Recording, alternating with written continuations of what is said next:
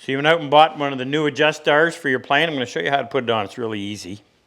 And I've got two examples. I've got a Wood River number 7, and I've got an old Stanley 4.5. Now I've already stripped this one down, but what you're going to need to do, in almost all cases, there may be an exception, remove the lever cap, take the blade and chip breaker out.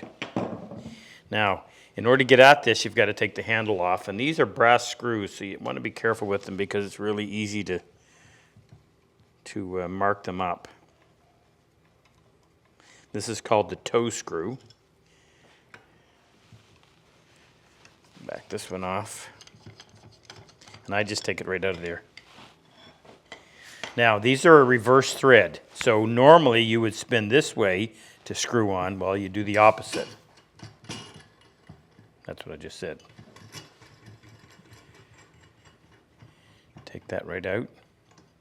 And they're brass, so you want to be careful as to not to cross thread them. So remember, you'd normally think to spin this way to put it on, you're actually going to go the opposite. Got to pull the yoke up out of the way. The yoke, those ears on the yoke have to mesh with that slot, so you got to be careful just to make sure. Get it started, a couple of turns. Then you can bring that down as you get closer. There you go. Put this back on. Now, I always like to start them both. Don't tighten one until you've got the other one in, because they're not terribly precise the way they do this, so you kind of have to give each a bit of an advantage.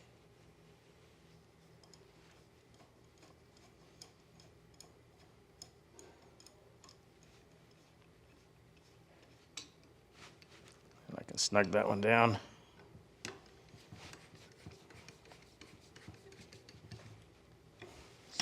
Now put your blade and chip breaker and your lever cap back in, you're ready to go. And this old Stanley, same thing. This is a much smaller knob. But again, in order to get it off, you've got to do it the opposite way that you would expect.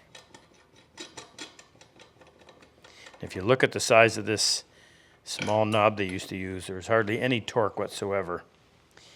Make sure you've got the one for your Stanley.